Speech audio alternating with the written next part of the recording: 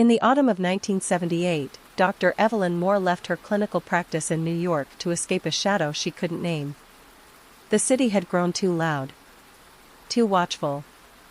Every rustle in the alley behind her apartment felt like breath on her neck.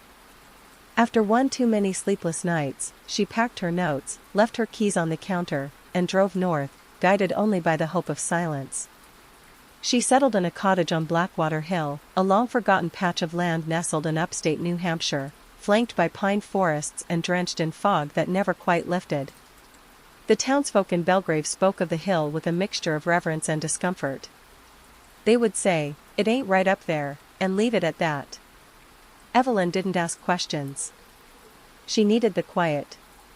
She needed to think, to write, and most of all, she needed to feel alone. That was before she found the journal. It was inside a false panel in the attic floor. Bound in cracked leather, the journal bore no name, only the year 1912. Its pages were yellowed, the ink bled by dampness, but the entries were legible.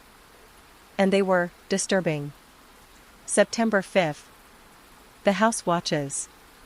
Every window reflects a face that isn't mine. I have covered the mirrors. It does not help. The children whisper in the night, and I have no children. Evelyn read the whole thing in one night, unable to stop. The author, a man named Elias Dunrow, was a lighthouse keeper who had moved into the house with his wife and infant daughter. But as the entries progressed, his sanity unraveled. The woods spoke to him. The wind repeated his name. He feared mirrors. Feared sleep. The baby is gone. Sarah claims she never bore one. But I remember. I remember the crying. Why does she lie? Evelyn laughed it off at first. A relic of delusion, perhaps schizophrenia. But then, the scratching began. It was subtle, like branches tapping against the outer walls. But there were no trees close enough to touch the cottage. And it only happened after midnight. 3 nights in, she began to hear the knocking.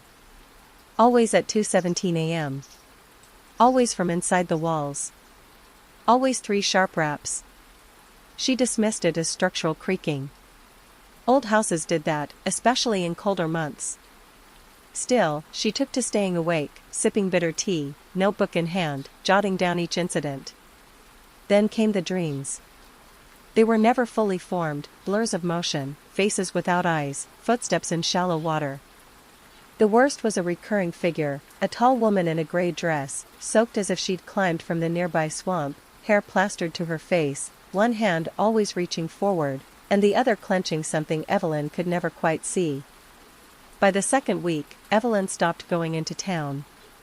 Not because she feared what was outside, but because she feared what might follow her back. On October 21st, she awoke to find muddy footprints leading from the back door to the center of her living room. Bare feet. Small, like a child's. The door was still locked. That night, the journal vanished from her desk.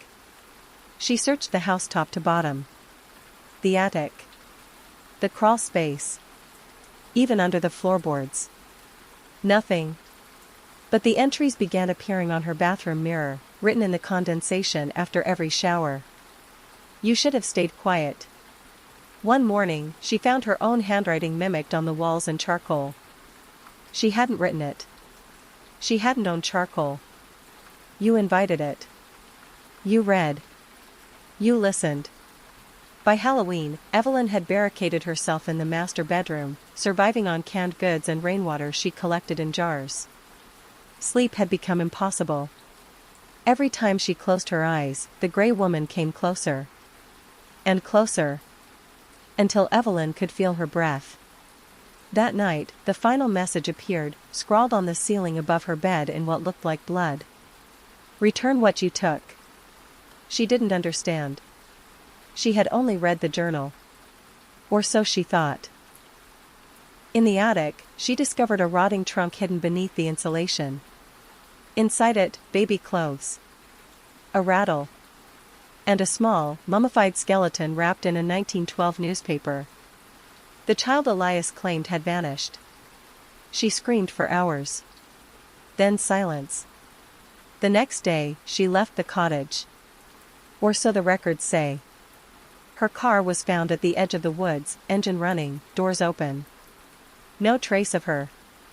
Only the journal, freshly placed on the driver's seat.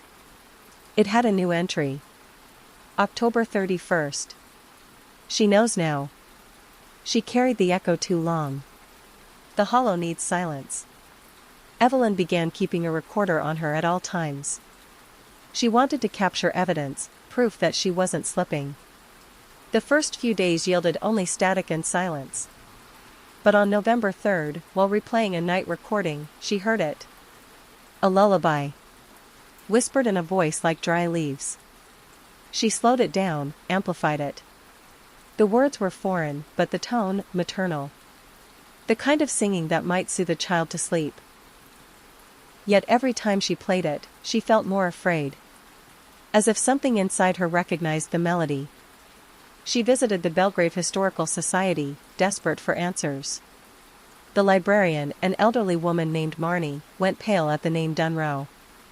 She closed the book she was cataloging and locked the door. Elias Dunrow didn't go mad, she whispered. He opened something. Opened what? They said the hill used to be a burial mound. Older than any town.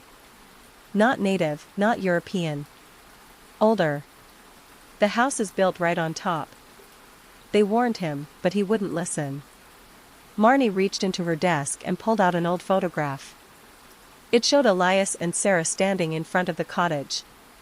Behind them, in the second-story window, was the blurry figure of a woman in gray.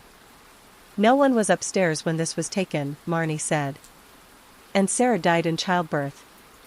There was no baby. Not one that lived. Evelyn left with the photo, but the answers only deepened her fear.